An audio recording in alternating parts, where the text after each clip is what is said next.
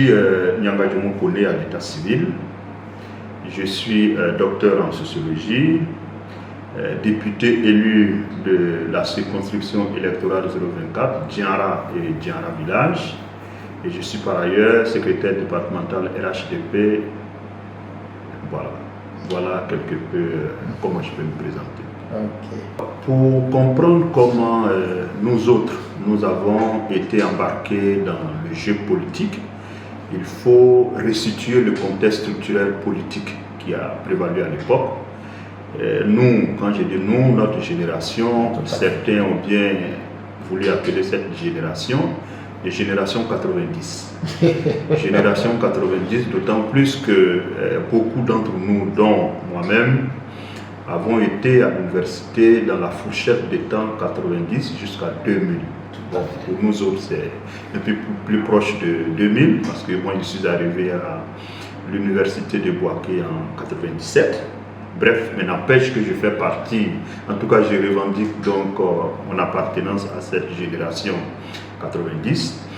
Et ce qui a caractérisé la Côte d'Ivoire, et j'allais même dire la sous-région dans ces années 90, vous savez que ça correspond à l'ouverture du champ politique, ça correspond au multipartisme, à la démocratie. À l'époque, et à la démocratisation, comme vous l'avez indiqué. Et à l'époque, les champs politiques étaient en ébullition. En ébullition, d'autant plus que vous aviez les enseignants qui posaient des problèmes de revendications salariales, les étudiants qui étaient dans la rue militant pour les conditions pour l'amélioration de leurs conditions de vie, et la rue elle-même, en tout cas, bref. C'est pour dire que tout était mis en œuvre pour un renouvellement de l'ordre politique, le changement de l'ordre politique alors caractérisé par le parti-État incarné par le PDCI. Et donc, dans ce contexte structurel général, des jeunes de mon âge qui sont d'abord dans les lycées et dans les collèges, nous étions foncièrement utilisés par, j'allais dire, les élites politiques, d'autant plus qu'à l'époque, le contrôle de la rue conférait quand même le pouvoir. Et donc, comprenez que c'est dans ce moule que nous autres, nous avons, dans ce moule que nous autres, nous avons fait nos armes politiques.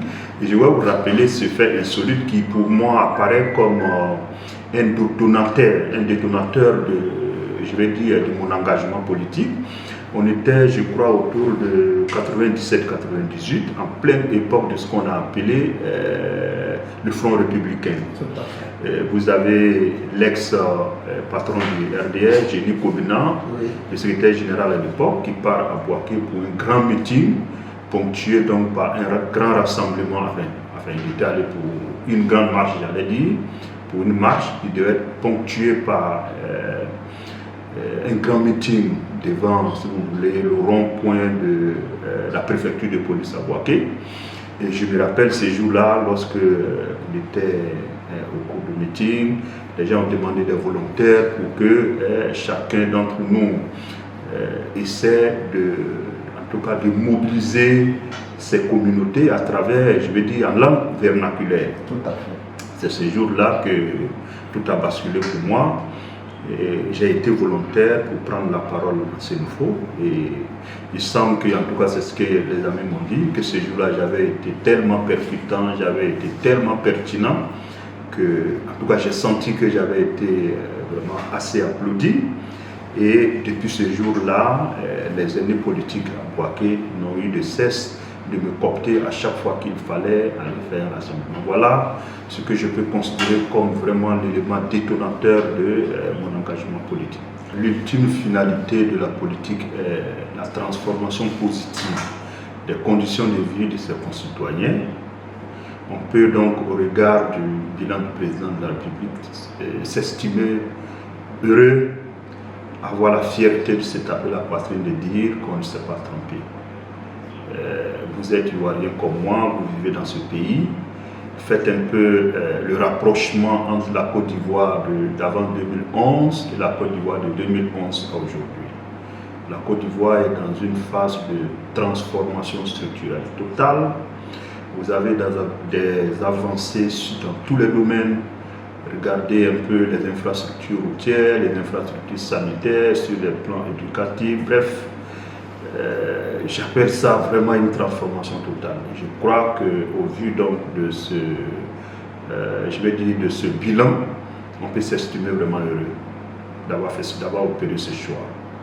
Réussir le pari, c'est un peu trop dit. Un peu trop dit, d'autant plus qu'on ne réussit pas à rassembler des humains, à réunir des humains en un coup de baguette comme on le ferait pour un troupeau de bœufs. Cela dit, la mission d'union, la mission de rassemblement est un défi de longue haleine. Et je crois que j'ai hérité d'un département politique où la question du rassemblement et de l'union, en tout cas des énergies, était déjà posée. Permettez-moi de saluer au passage l'ex-secrétaire départemental, M. Drissa Koné, ex-maire de Diarra et par ailleurs conseiller spécial du président de la République chargé des cultes et des affaires sociales. Et donc, je le disais, la question de l'union et du rassemblement des énergies était déjà posée sous Drissa Koné. Et je crois que lorsque nous avons pris le contrôle du secrétariat départemental, notre souci, notre ambition était d'apporter une valeur ajoutée, enfin, d'avoir une valeur ajoutée. Et aujourd'hui, je crois que ces choses faites, nous avons en tout cas tablé sur le rassemblement, l'union d'abord des cadres, parce que nous estimons que sur le plan politique, c'est les cadres que les populations écoutent. Et vous allez me dire comment je sais que nous avons réussi ce rassemblement. Aujourd'hui à Diarra, dans le département politique en tout cas que nous dirigeons, à chaque fois qu'il y a un enjeu d'intérêt national, un enjeu politique où, j'allais dire, la réputation de notre département politique est en jeu, alors vous constaterez que les cadres se retrouvent, les cadres sont ensemble, les cadres font l'effort d'avoir une action collective, ce qui n'est pas chose donnée partout. Prenez un peu les élections présidentielles, vous verrez la touche particulière des cadres à Diarra. Vous avez vu tout le monde ensemble. Je voulais saluer d'ailleurs, en tout cas, le professeur Bamanga Ladjo, qui est un de nos aînés, qui continue de nous tirer par le haut et de nous mettre ensemble. Je salue également au passage le grand frère Fofana Gonan, Mamadou, les frères Koulibaly Nanurgo, le grand frère Sissé Amadou, DR des impôts Abidjan Sud, etc. En tout cas, que l'ensemble de tous ces jeunes cadres, les Koulibaly, comment on appelle ça, les Koulibaly Sélu et autres, trouvent ici en tout cas mon sentiment de reconnaissance. Alors pour dire que lorsque à chaque fois qu'il y a, je vais dire un enjeu qui engage donc le destin de notre département, ceux-là se retrouvent. On a expérimenté ceci pendant les élections présidentielles et vous avez vu le score de Diarra. Nous avons réussi à faire un taux de participation de plus de 92%, ce qui n'est pas chose donnée. Également aux élections législatives, vous avez vu, en dépit de la multiplicité des candidatures indépendantes, au passage, il y avait jusqu'à 3 candidats indépendants, mais le RHDP, la candidature du RHDP que je portais modestement, nous avons triomphé avec plus de 61%. Bref, et puis si je peux aller plus loin jusqu'en 2024, lorsqu'il s'agissait, et ça pour moi c'était véritablement important pour la vie du parti, lorsqu'il s'agissait de mobiliser les militants pour faire en sorte qu'ils aillent s'inscrire sur les listes électorales, dans le département politique de Diarra, nous avons réussi à inscrire, à encadrer, à mobiliser au moins 4000 nouveaux majeurs. Ce n'est pas donné, et je crois que ce score-là, 4000 nouveaux majeurs, ça équivalait à, je vais dire, le résultat de l'ensemble des autres départements politiques réunis de la région du Béret. Vous comprendrez un peu pourquoi je m'estime heureux, je suis fier de ce travail que nous sommes en train de faire au niveau des cadres. Nous avons finalement tous pris acte de ce contraste flagrant de notre région. Je parlerai particulièrement de la région de Béré. Contraste d'autant plus que nous sommes un bastion, quand je dis nous, Béré, un véritable bastion du RHDP. Et lorsqu'il s'agit des élections locales, nous sommes le véritable ventre mou du parti. J'en veux pour preuve. Pour les élections municipales passées, nous avons, j'allais dire, 4 maires indépendants sur 5 sièges au total. Et pour ce qui concerne les élections législatives passées, nous avons 2 députés indépendants sur les 5. Bref. Évidemment, c'est une question lancinante, c'est une question qui taraude nos esprits. Comment faire en sorte que, au niveau, lorsqu'il s'agit de joutes électorales, comment faire en sorte de retrouver la dynamique de quand il s'agit des élections régionales, enfin, générales. Pour moi, je crois qu'il faut rechercher en tout cas les raisons de ce militantisme à géométrie variable, dans le fait que, est-ce que véritablement nous avons l'éducation politique requise? Ça, c'est une question. Est-ce qu'on est capable aujourd'hui dans le Béré, est-ce que c'est l'âpreté, des querelles de positionnement? Est-ce que finalement, il ne faut pas rechercher pour moi c'est un mal, il ne faut pas rechercher ce mal-là du haut jusqu'au bas. Je voulais vraiment m'arrêter là. Le triomphe du RHDP à la fois aux élections générales de 2025 et aux élections législatives, moi je les mets au compte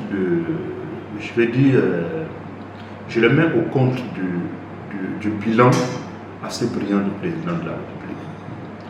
Vous voyez, c'est ce que je vous étais en train de vous dire, si vous comparez la Côte d'Ivoire d'avant 2011 à celle d'aujourd'hui, vous ne vous retrouverez pas. Et pour moi, ce qui s'est passé en 2025 avec cette reconstruction du président de la République, c'est tout simplement une volonté populaire des Ivoiriens de reconnaître au président ce qu'il leur a donné durant ces années de gouvernement. Pour moi, ce succès est le fruit de la gouvernance inclusive du président de la République, qu'il s'agisse des élections présidentielles ou des élections législatives. Et c'est pour ça que le plus souvent, j'appelle mes amis à retenue et à la modestie. Nous autres qui avons triomphé aux élections législatives, nous devons considérer ce triomphe-là comme, j'allais dire, le fruit, comme le résultat, en tout cas le résultat d'une gouvernance, c'est le symbole de la reconnaissance des populations au président Ouattara. Et si nous arrivons à comprendre nos succès de cette façon, ça nous appelle à davantage de modestie, ça nous appelle à rester vraiment au quotidien avec nos populations. Pour être sincère avec vous, je ne crois pas à un changement fondamental si ces partis s'étaient présentés. Pourquoi? Je vous l'ai dit tout à l'heure, les élections présidentielles passées et cette véritable razzia aux législatives, pour moi, c'est à mettre au compte d'une sorte de reconnaissance nationale des électeurs vis-à-vis du président de la République. Cela dit, si les autres s'étaient présentés, moi, je ne crois pas que les Ivoiriens, je ne crois pas que les électeurs auraient changé d'avis parce que ces électeurs-là, chaque jour, sont au cœur de la transformation de la Côte d'Ivoire. Et donc, pour moi, il n'y aurait pas de changement fondamental dans la mesure où, pour être clair, je crois qu'on peut tout dire du PPACI et du PDCI, sauf que ces partis n'ont pas d'officine d'analystes. Ils savent, c'est des partis qui disposent des officines, c'est des partis qui disposent de grands analystes Si ces partis, ces analyses-là avaient flairé le coup d'opportunité, évidemment, les gens se seraient présentés. Mais c'est parce qu'à l'horizon, j'ai la ferme conviction qu'à l'horizon, les gens ont analysé, ils ont compris que, les Ivoiriens, dans un élan d'ensemble, avaient voulu cette fois-ci remercier le président et donc de voter tout ce que le président avait proposé. Vous me demandez ce que je pense de la création de ce poste de vice-premier ministre qui apparaît de prime abord comme un poste nouveau. Mais au-delà donc au-delà de la nouveauté et de cette nouvelle appellation, il faut reconnaître que aujourd'hui la Côte d'Ivoire apparaît comme un îlot de paix dans une sous-région sous coupe réglée des djihadistes. La Côte d'Ivoire, c'était un îlot de paix. Et derrière cet îlot de paix, il y a, la vigilance des normes. Et aujourd'hui, la Côte d'Ivoire est quasiment débarrassée d'un certain nombre d'expressions, les expressions coupeurs de route, les expressions tentatives de coup d'État, les expressions de tentatives de déstabilisation. Et en un mot, la Côte d'Ivoire respire et la Côte d'Ivoire est en sécurité, quoique la sécurité soit toujours un processus. Mais ce que nous voyons, comparativement à ce qui se passe dans la sous-région, la Côte d'Ivoire est en paix. La Côte d'Ivoire inspire, la confiance du point de vue militaire. La Côte d'Ivoire fait peur militairement. Et l'armée ivoirienne inspire les citoyens. Et donc, tout ce processus, tout ce beau tableau que nous avons inscrit, il faut reconnaître que tout cela, dans tout cela, il y a la contribution de l'homme qui s'appelle Téné Birahima Ouattara, TBO. Alors, on ne peut pas se dire, on ne peut pas être surpris donc que cet acteur principal qui est en tout cas en dessous, qui est, qui est au cœur donc de la sécurisation du pays, on ne peut pas être surpris qu'il atteigne un tel niveau de positionnement politique. J'ai été élu député en 2011 et jusqu'à aujourd'hui, je suis élu député. Il y a un ensemble d'actions que je mène et j'ai la chance que votre organe RHDP Actu+, j'ai la chance que vous soyez au cœur de mes activités, que vous relayez certaines de mes activités. C'est les histoires de forage, c'est les réparations de pompes hydrauliques, c'est également les questions d'encadrement des jeunes pour le concours du CAFOB, c'est les projets de permis pour accroître l'employabilité de nos jeunes. En un mot, il n'y a pas d'engagement particulier, mais ce que j'ai l'habitude de faire, en restant proche des populations, en posant des actes qui permettent en tout cas à la population de s'épanouir, je m'inscris résolument dans cette droite ligne. Et vous l'avez vu, de mon élection en tant que député en décembre 2025 à aujourd'hui, c'est déjà un projet de plus de 400 jeunes, un projet de permis de plus de 400 personnes. C'est un projet qui est lancé sur l'encadrement des candidats au concours du CAFOB. C'est plus de 800 jeunes qui sont en train de suivre ces cours. Je rappelle que la semaine prochaine, nous irons à Diana pour la clôture de ces cours. Et donc, c'est aussi un forage dans un certain nombre de villages, tels que Bondjele, vous avez relayé dans vos organes. Donc, bref, je suis au quotidien avec les populations et je n'entends pas changer de fusil d'épaule. La mairie de Diarra, je ne peux pas dire que je n'ai pas d'ambition pour la mairie de Diarra, mais vous savez, parce que d'abord en tant que secrétaire départemental, on ne peut pas dire qu'on n'a pas d'ambition. Mais à la vérité, j'ai la conviction que si vous voulez que les choses avancent dans nos zones, il faut que de plus en plus nous évitions l'accumulation. D'autant que nous avons beaucoup de cadres. En un mot, j'ai de l'intérêt pour la mairie de Diarra en tant que secrétaire départemental, mais je ne serai pas candidat. Mais par contre, je militerai, je ferai en sorte qu'un des nôtres, qui est en tout cas dans notre dynamique des cadres, je ferai en sorte que la mairie soit contrôlée par un de ces cadres-là. Ça ne souffre d'aucune contestation. Le futur maire de Diarra sortira de notre rassemblement, sortira de la dynamique de l'union, la dynamique de fédération, cette synergie des cadres que nous avons mis en place. Le futur maire de Diarra sortira en tout cas de cette dynamique-là. Je voulais d'abord vous-même vous féliciter, vous les acteurs, vous les animateurs de RHDP Actu, pour le don de soi, pour tout ce que vous faites pour en tout cas la promotion des cadres du RHDP, pour la promotion des idéaux et des valeurs du RHDP. Je voulais donc profiter de votre organe pour saluer en tout cas et féliciter tous les électeurs du département de Diarra qui, une fois de plus, ont eu confiance en ma modeste personne. Je voulais leur dire qu'ils ont eu confiance en moi et je m'emploie à ne pas décevoir cette confiance. À l'endroit de tous les militants du Béret, je voulais les saluer, les féliciter et leur demander un peu plus de discipline, davantage de discipline, parce qu'un parti ne peut pas se bâtir avec des indépendants. Un parti doit se bâtir dans la discipline, dans la cohésion et dans l'union. Je vous remercie.